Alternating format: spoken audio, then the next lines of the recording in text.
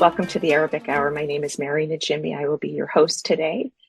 I am an elementary school educator of 35 years, the former president of the American Arab Anti-Discrimination Committee chapter of Boston, and the former president of the Massachusetts Teachers Association. So, of course, we're going to be talking about education issues today, specifically focused around Palestinian children in the United States, inside of Israel and Palestine, and in the diaspora. Palestinian children growing up in Western environments suffer discrimination, especially since they've been singled out as belonging to an ethnic group portrayed as terrorists. In the United States, in the most extreme cases in October of 23, you all know the story of the landlord who stabbed a Palestinian mother and killed Wadia al-Fayyoumi, her 6-year-old son, by stabbing him 26 times. Then the killer pleaded not guilty and blamed the boy and his mother for the violence in the Middle East. Then in December 24, 3 Palestinian college students were shot for wearing kuffiyas and speaking Arabic, and one of the young men, as a result, will never walk again. More recently, in June of 2024, a woman in Texas tried drowning a Palestinian infant in the pool of their apartment complex. The American public education system has played a significant role in fostering anti-Palestinian racism, mostly unintentionally and from a place of misinformation, through promoting the dominant narrative that the state of Israel was created on a land without a people for a people without a land, and other narratives that erase, dehumanize, render invisible Palestinians, even those under their noses in their own classrooms, and defame Palestinians as being anti-democratic or terrorist sympathizers.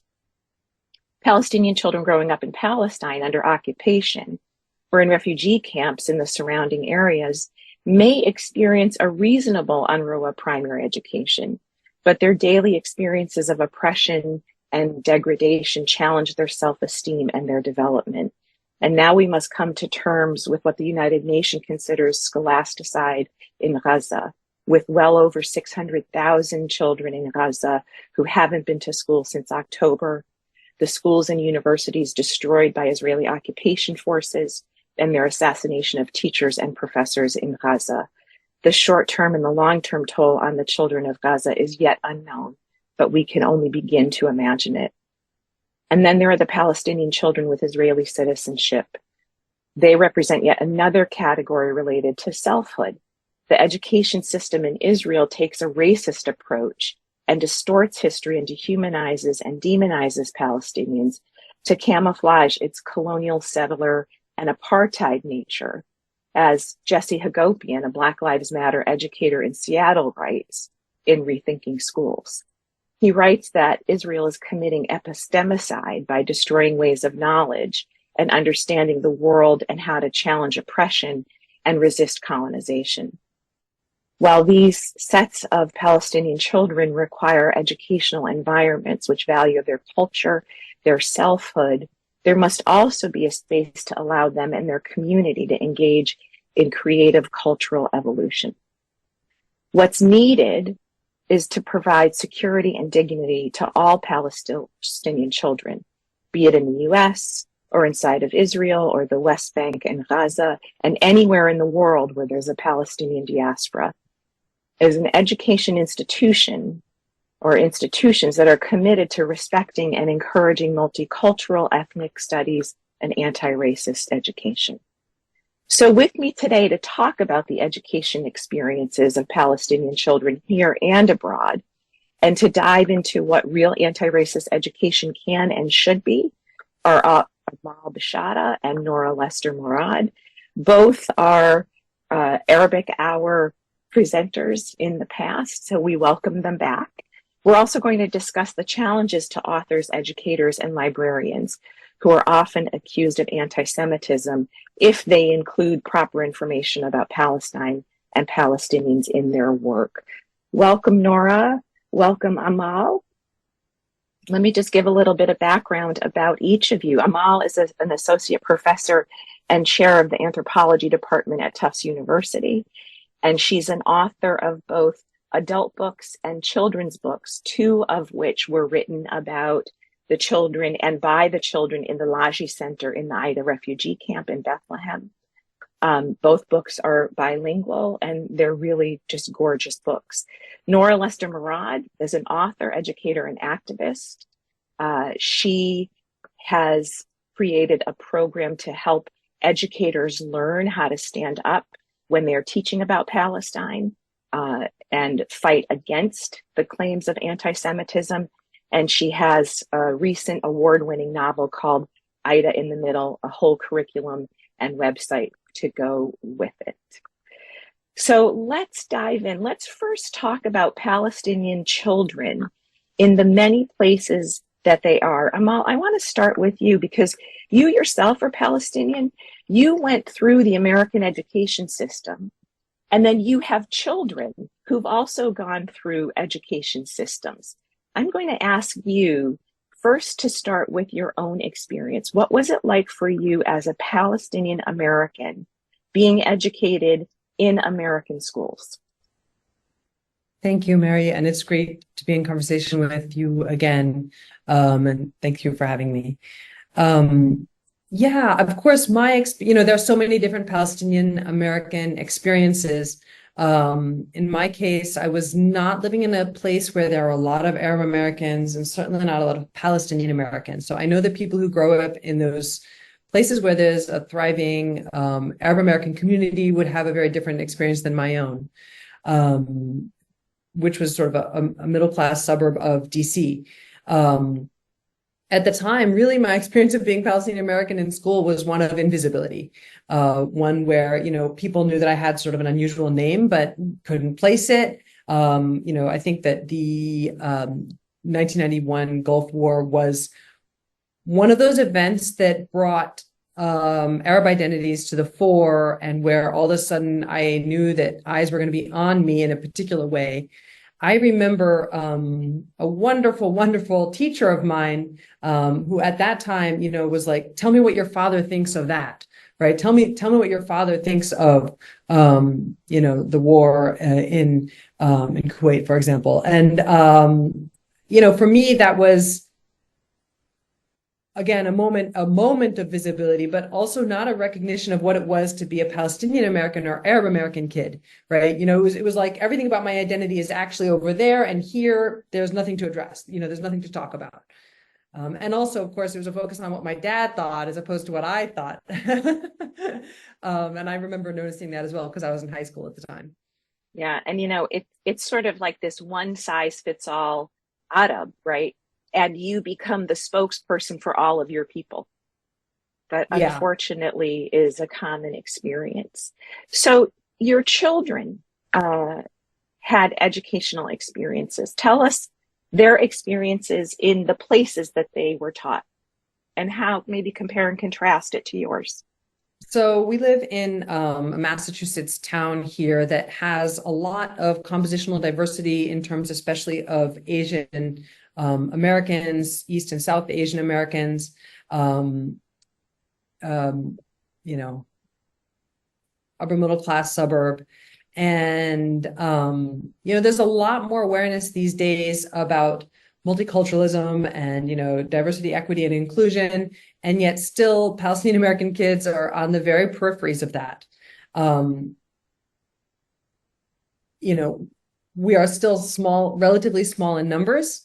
And also, I think that once again, sort of the fact that United States thinking about diversity is often about appearance and sort of visible characteristics, visible racialized characteristics means that, again, a lot of times Arab Americans can feel like we're kind of flying under the radar and unrecognized, that other ways in which we're diverse can be prized and celebrated, but that ours are still problematized. I think we can feel invisible until we're a problem, I think that in some ways having DEI curricula out there gives some legibility to some teachers to think, okay, this is a way in which I can address, being, what it is to be Muslim American or what it is to be a refugee and so on and so forth. And that has made for opportunities where my kids feel recognized and seen in the classroom. And we also have like a growing and thriving literature by Arab and Palestinian Americans that can be brought into the classroom, and by others like Nora, who address these experiences so beautifully and powerfully. That said, I think that, again, some of the heart of what Palestinian Americans are going through in these last months has been, really ignored in the classroom. Teachers tend not to have the tools to address, the genocide in Gaza and Palestine. It's really hard to think about how to support kids in families and communities when the school system, in our case, seems to be doing almost everything right, except on this one humongous thing in our lives. We know how lucky we are in so many ways. And then to have this big gaping hole where we feel unrecognized and unseen a lot of the times, not all the time, can be painful and challenging to our kids, and actually can kind of produce a certain kind of a cynicism as well, I think. On the other hand, in moments where, our kids have felt seen by their teachers, or the teachers have found ways to bring in resources where we can recognize our experiences, have been really moving ones. And I for example, a book about Syrian refugees in Canada was a wonderful book because our family, some of us are refugees. And so, being a refugee is very important, alongside being Palestinian. And so, having ways of thinking about our identities in multifaceted ways is a real gift. That book has queer Arab refugees in it as well. And so sort of having the multiplicity of identities that are possible out there, visible to kids is a wonderful, wonderful thing. Yeah. And I appreciate you bringing up the moments of success. We cannot discount or push to the side how important those moments are, but they too often are fleeting. They're not systematic. They're not institutionalized. And as you and I were on the Arabic Hour not long ago, we talked about Palestine is the carve-out. We have to stop exceptionalizing Palestine. But we also have to understand there's a real reason. And we will get into that a little bit later in the show with Nora. We'll talk about how the Israeli-aligned system is a punitive one that's designed to silence and intimidate, so that the true story of colonization, occupation, apartheid does not become visible. But let's turn to Nora now. And Nora, before we get into that, let's stick with the experience of Palestinian children. You yourself are not Palestinian, but you are the mother, you're married to a Palestinian man, and you are the mother of Palestinian children. They've had two different schooling experiences, one schooling experience in the West Bank and one here in the United States. Could you talk to us about each of those experiences of your children? Sure. I'm not Palestinian myself, though being part of a Palestinian family for 40 years has certainly changed, transformed my perspective on pretty much everything, and definitely on the experiences of Palestinians in Palestine and in the United States. Everyone who's a mother knows, whether you're a mother biologically or as a teacher, the kind of mama bear energy that you bring when your children are being dehumanized or harmed in any way. And that when it happens in school, a place where you expect and deserve to be safe and respected, it's a special kind of betrayal and creates a real deep sense of vulnerability, I think, both for the kid and for the parent, because we need to release our children to these institutions. And it's hard to do that when you don't have confidence that they will be received with their whole self and with love and safety. Actually, our trajectory was very much influenced by our experience in the schools. My oldest daughter was,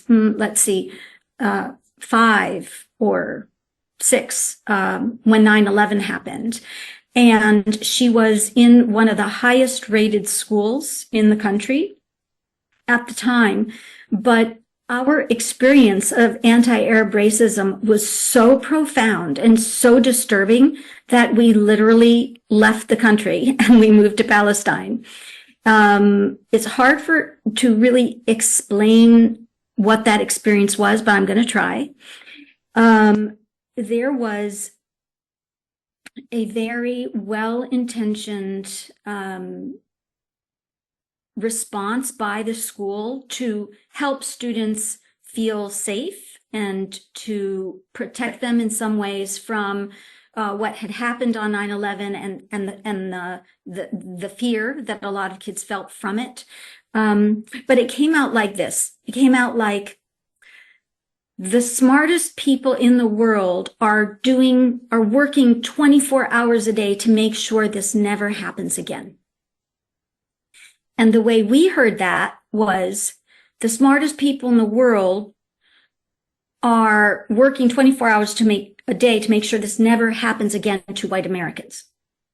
Because we knew that at the moment that they were saying that, they were planning the attacks on Afghanistan, Pakistan, and other places. So for the white American experience to be so central and normal made our family feel like completely invisible and discounted, and no recognition that the response to this horrible incident in the United States was definitely and without question, and in fact, it did cause damage to Arabs and to Muslims all over the world. So that was so upsetting and so difficult to communicate, so difficult to push back on, to resist, because it's erasure. So, how do you resist erasure? It's not there, right?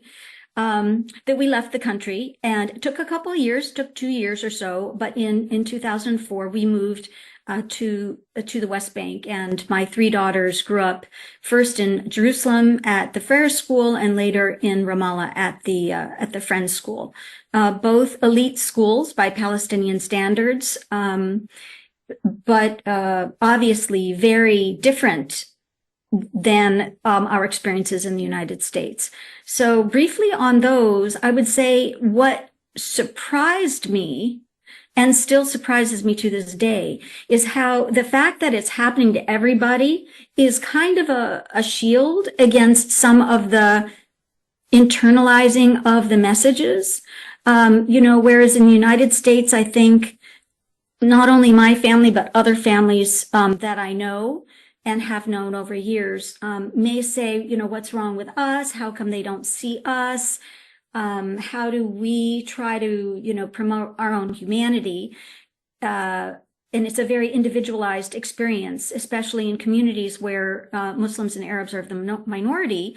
Living in the West Bank, nobody says there's anything wrong with them. This is occupation. It's wrong. We're the victims.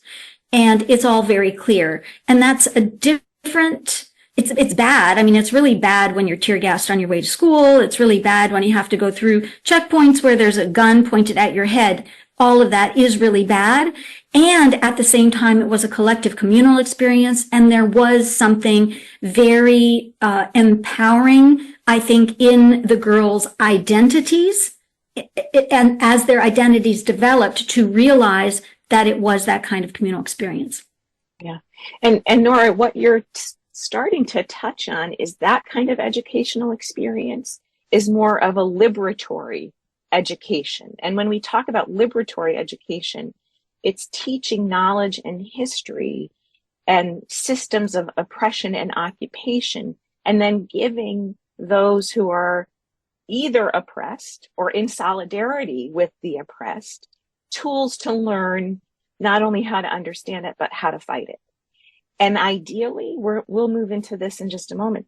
That should be an education. That should be the education that all people around the world should experience. And unfortunately, it only happens in pockets. So let's talk now. Before you do, Merrie, can I please. I just want to make sure that I note that for the most part, our experiences in the West Bank were not liberatory educational at all, in any way, shape, or form. The schools tend to be very, the private schools, and maybe to some extent the public schools tend to be very much looking towards the West, in some ways, in negative ways, and looking towards tradition in other negative ways. There tends to be, and I think Amahl is going to talk about this, there tends to be more of a focus on rote memorization. And for reasons that we can understand, there's a strong encouragement for kids not to get involved in anything related to liberation or resistance or anything that's really very national or communal. So there's that potential. That potential is there, but I think it is not fulfilled. And I don't want to give the wrong impression that things were cool there, because we had a lot of criticisms, and ultimately it was the reason why we came back to the United States, in fact. Yeah. I mean, clearly we need to shift all education models in most parts of the world so that they are that. I do want to talk about now, what do educators need to know to navigate the realities that exist in these different contexts here in the United States, in the West Bank, inside of Palestine. But before we do, Amahl, you're in touch with researchers. We have not yet talked about children inside of Israel. You're in touch with researchers who've done bodies of work on what schooling is like for Palestinian children with Israeli citizenship. Tell us about that work. And for our viewers, you can find some of that research at the Boston Review in an article called "What Isn't Taught in Israeli Schools." And we will have that link on this program for you. But Amahl, could you maybe shed some light on that aspect? Yeah, I mean, if Palestinian and Arab Americans are invisible in so many U.S. contexts, they're in a system that is all about erasing their identity inside Israeli education systems. So there's a two-tiered, a segregated system, one for Jewish Israeli kids and one for Palestinian citizens of Israel. You might think that could be a way of kind of creating a sort of an educational sovereignty, a space for kids to, develop their cultural identity and language and so on and so forth within this broader system. But unfortunately, it's not. Kids in Palestinian schools inside Israel spend more time learning about Jewish history and Zionist history than they do about Arab history and their own backgrounds and stories. They don't get to learn about the Nakba. Though one of the prime languages of instruction is Arabic, they don't get to learn Arabic literature. So it's really a suppression of Palestinian culture, history, and experience that happens in those schools. And then also a policing, in particular at moments of increased political action, a policing of Palestinian identities within those schools. So it's a really, really difficult atmosphere for kids to learn to thrive as fully human beings.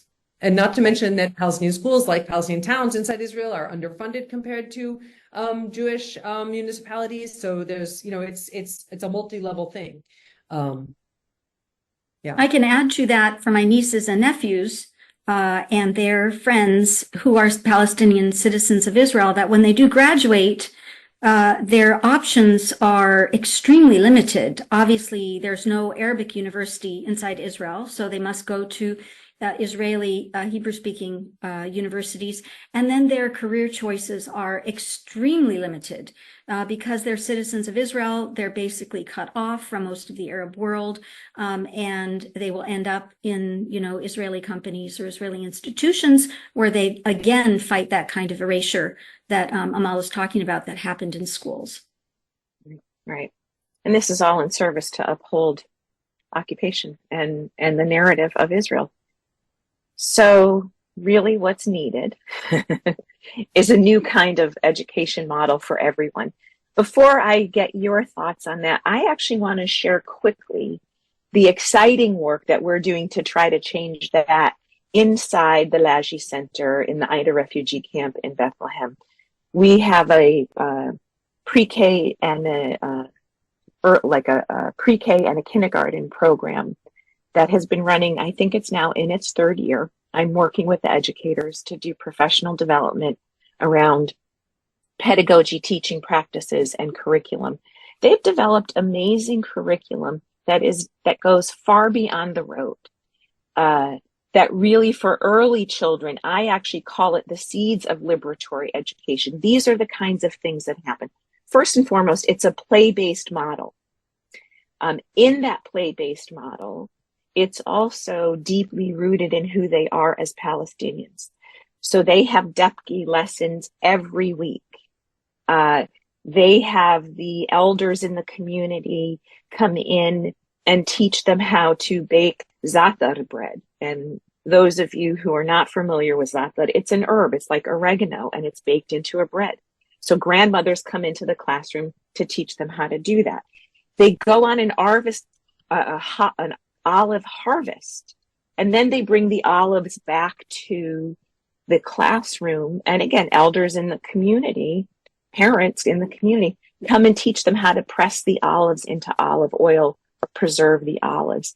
These are just 3 examples that root children in their culture in a way that instills pride. And we know when you as Palestinians are trying to be uprooted by the Israeli occupation forces and removed and ethnically cleansed, the way you resist is just to stay on the land and be sure you know who you are.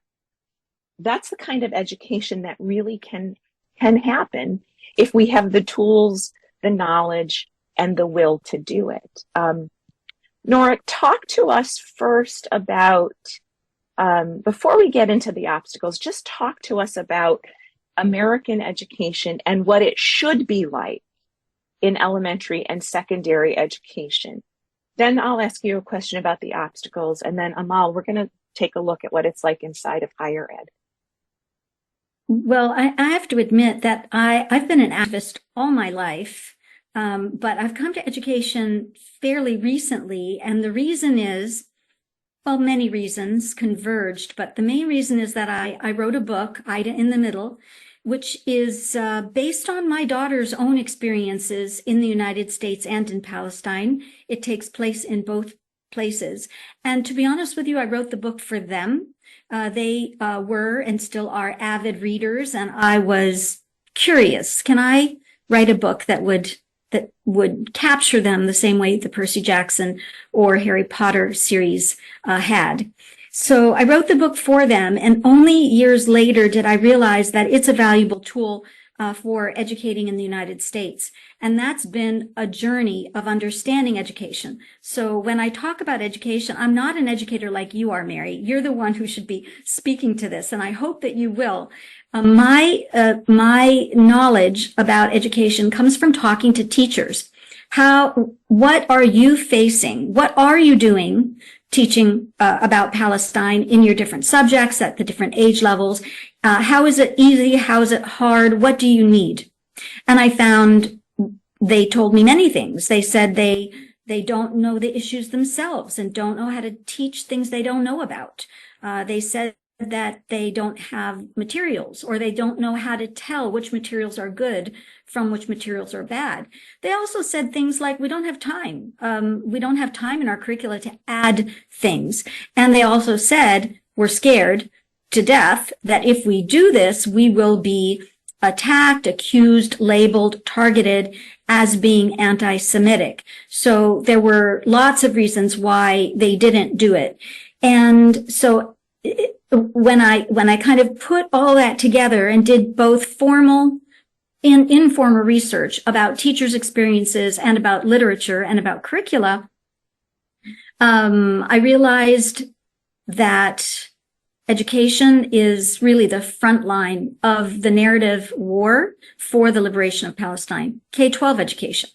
There's a lot of focus on university education, but if we wait that long to teach kids about Palestine, whether they're Palestinian or not Palestinian, what we're doing at that point is remedial. We're helping them to unlearn myths and falsehoods that they've learned over time, or fear that they've learned over time.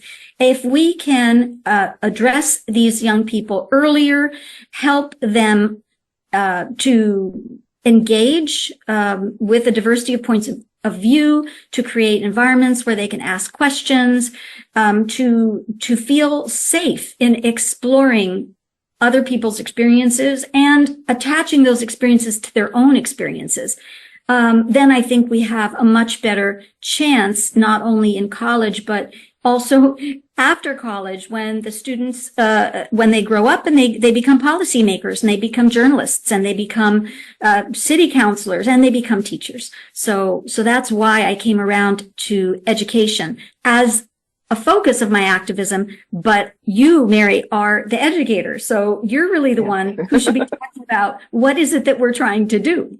Yeah. So Nora, what you actually just described was a pedagogy. It starts with pedagogy. We have to think about, I've been teaching for 30 plus years, and I came into education at the peak of the multicultural education movement. And while it was important, it was still flawed. I think the important things about the multicultural education movement were it was grounded in this idea that we need to be taking people who are in the margins and putting them in the center of the curriculum, and not teaching about exceptional others like Dr. King or Rosa Parks, but teaching history through the point of view of social movements. And like you said, allowing kids to deliberate on what they're learning, and debate with each other, and also connect the stories of history to their own lives and experiences. The multicultural education movement was really smashed with the ed reform movement that focused on knowledge and skill sets and high stakes testing. So we have to reclaim this idea that learning should center on people and allow students to construct their own knowledge.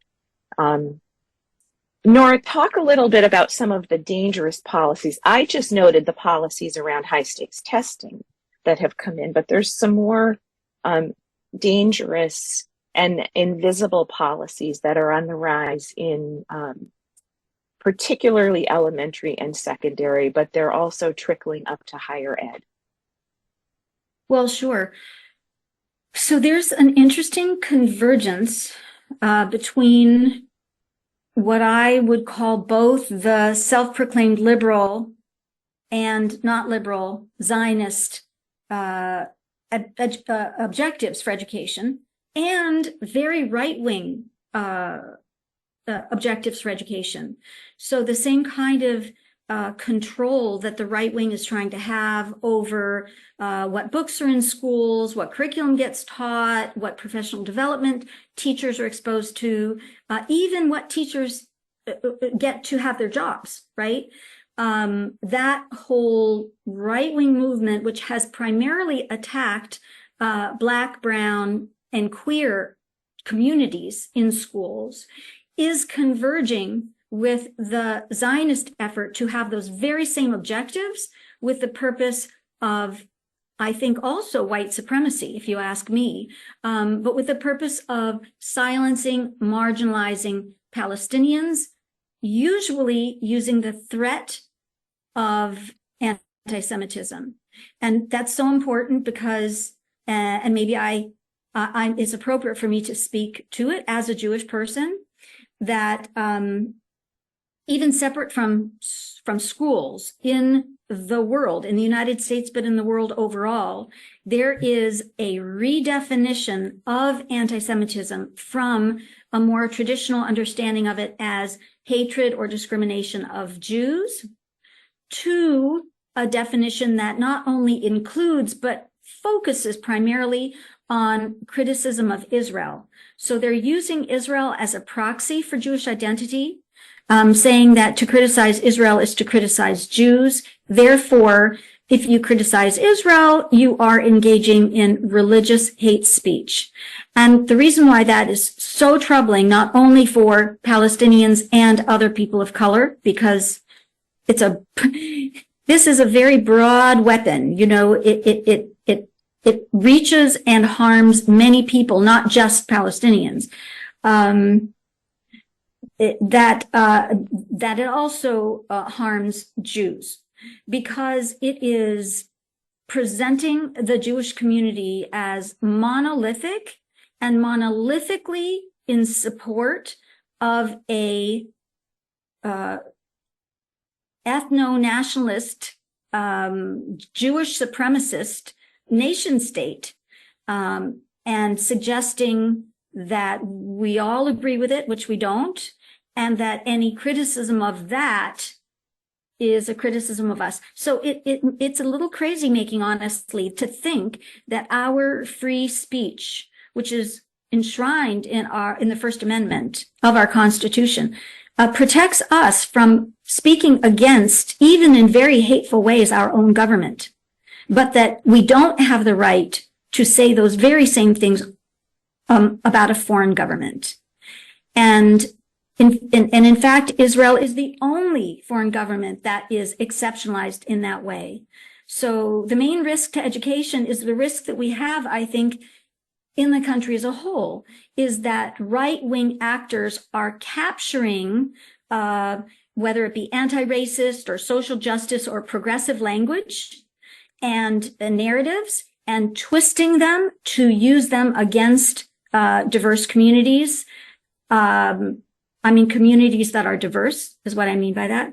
Yeah, it's dangerous. It's scary. It's very urgent. It's happening literally every day at every level of government, from the national reintroduction of the Anti-Semitism Awareness Act, a very innocuous sounding but super dangerous national effort to codify and enshrine and this definition of anti-Semitism that criminalizes being Palestinian. Like, you can't even just talk about your own experience as a Palestinian because you're now anti-Semitic by definition. But then it's also happening at the state levels, at the city levels, and at the school level and the school district level. So we all need to be really active right now in pushing back against that as being a common enemy of everyone who believes in protecting one another and liberation. Right. And what you just described is the reason for what you said earlier. When you listen to educators talk, they talk about being afraid. It's a deliberate campaign to keep them afraid for their jobs, for their security. And you're absolutely right. But we don't have to be afraid. When educators and communities stand in solidarity and insist that we are going to educate children to think critically about the world, and we're going to stand together and protect each other. And when we insist that our unions, our educator unions, play a role in protecting academic freedom, is when we have the power to push back. Amahl, Arab American, Palestinian American professors have always been under threat at university level. There have been these orchestrated campaigns by the same forces that Nora has described for 30 years.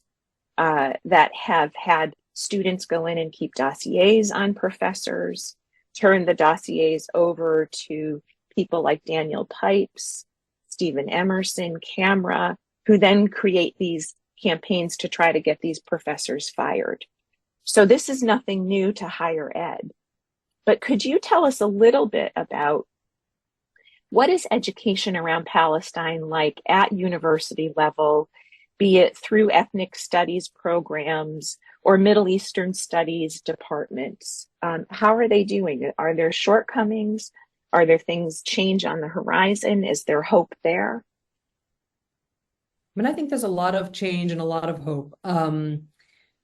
That said, I think one of the things that you mentioned just in your question was how this is really coming from two different places in the university, right? Of course, most teaching about the Arab world would happen through like a Middle East studies program or department. And that's very important, that people learn about Palestine in the context of the Southwest Asian, North African region. However, an area studies model can also kind of, again, cordon off this part of the world from broader global influences, colonial influences that have actually, kind of created the whole idea of the Middle East, for example, right? And also they can kind of underplay and downplay migrations and diasporas that are so crucial to understanding not only Palestine, but for Arab American and Palestinian American kids to understanding themselves. So that's that cordoning off between like a Middle East studies model and an ethnic studies model. Arab Americans, Palestinian Americans, Muslim Americans are almost always on the peripheries of American studies programs or ethnic studies programs. You know, and again, you know, for most scholars also are coming at this, and, you know, maybe their body of research is in the region of Southwest Asia and North Africa, right? And so, and that can sometimes be seen as sort of the prestige zone, whereas talking and thinking about Arab and Muslim Americans is something that, you know, doesn't generate the same energy and excitement for some scholars, right? That's beginning to change. It's growing and being recognized as a really important field of inquiry in and of itself, right? What I would love to see is to have both of these kind of worlds continue on their own, but also continue to sort of change and influence each other, to be in conversation with each other. So we start learning about race as a concept that, you know, of course is shaped by global formations of white supremacy, but also that has local formations, you know, in different parts of the Middle East, for example, certainly in Israel, these racial ways in which Palestinians are racialized and threatened across all of these different spaces. And to think about that in relationship to racial formations in the United States, for example, right? And then to think about how Arab Americans fit into U.S. racial ideologies, to think about concepts of indigeneity also and settler colonialism and how they are different but similar across these sites, right? And also to think about Arab Americans, Muslim Americans, Palestinian Americans in our diversity, you know, in the same way that we're able to think about Asian American studies, for example, and Africana studies as, you know, sort of thriving fields of inquiry that, again, recognize the diversity of these populations and the experiences of these different groups, and you know, allow young people to come forward in higher ed and learn about their own experiences, and not to think, okay, the story is only over there. I'd like to add something to that. That was so insightful to me, Amahl. Thank you for sharing that. I notice a lot in my advocacy, in fact, every day when we approach local policymakers, for example, they'll say, oh, we don't get involved with international issues, right? And not paying attention to the way those international issues are affecting Palestinian, Arab, and Muslim students right here.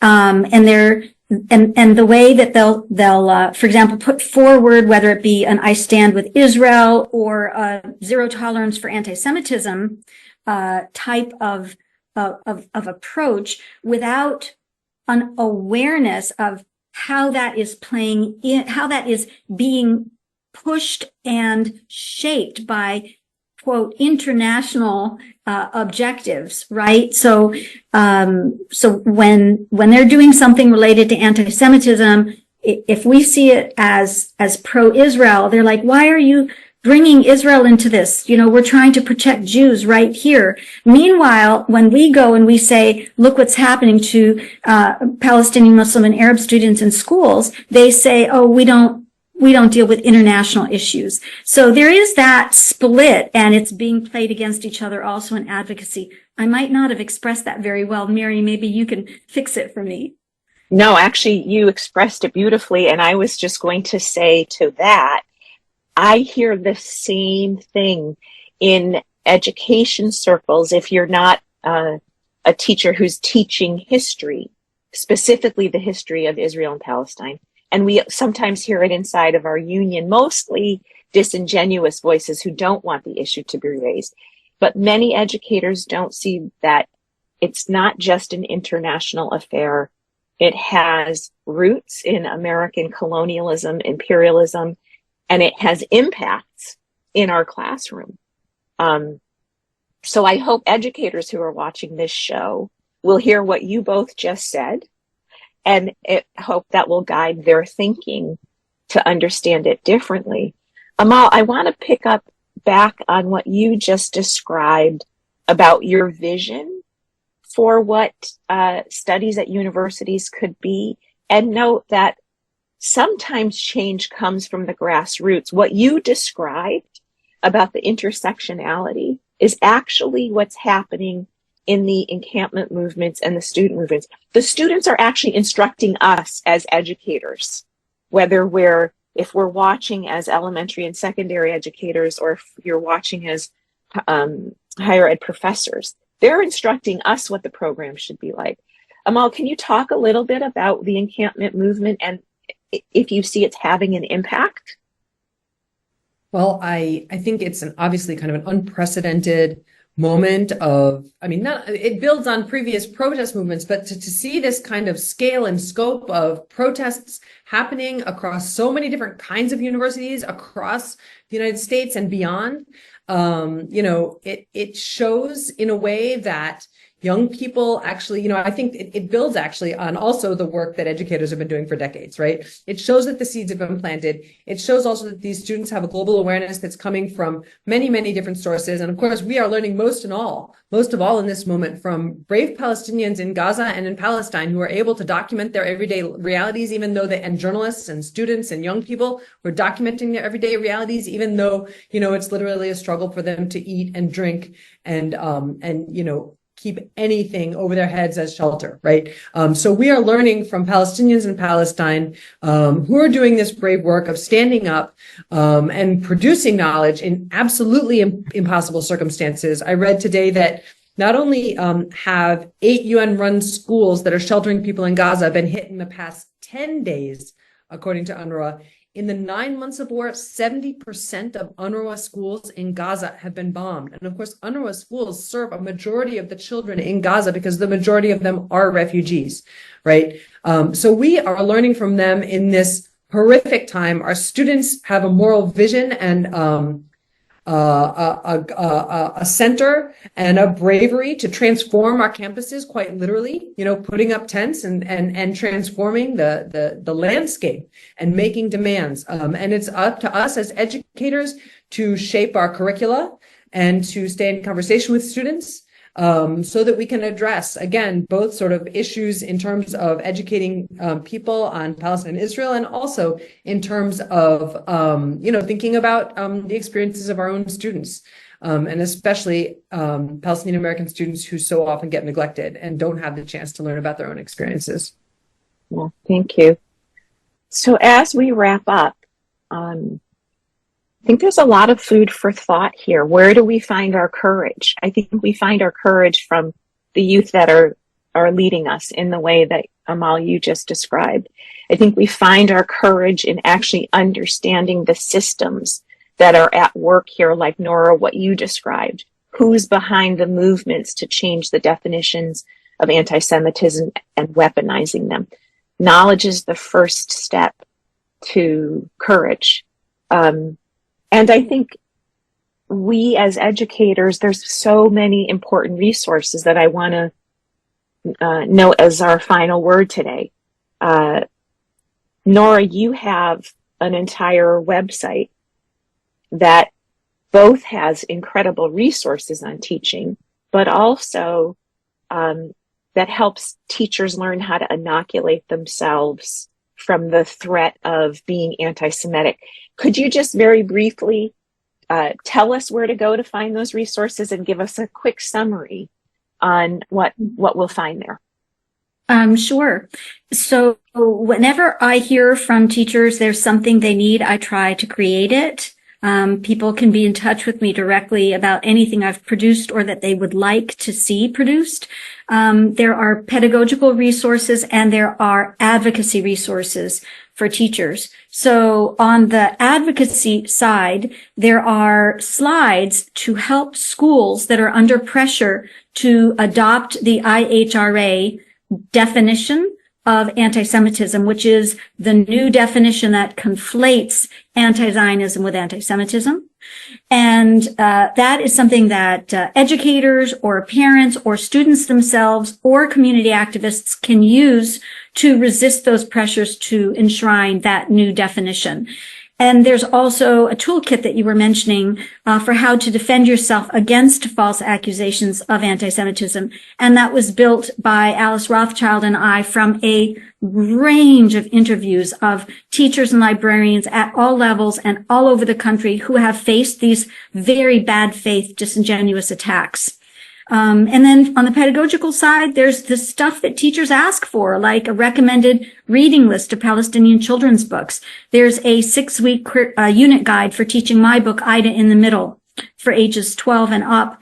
And there's a whole master list on a spreadsheet of lesson plans and activities for incorporating Palestine in all subjects at all levels, because teachers are under a lot of pressure, political pressure, professional pressure, time pressure, and we want them to have easy access to vetted sources that will help them do what they do, which is to teach kids. That's all we want. We don't want teachers to make political statements or to do political work in schools.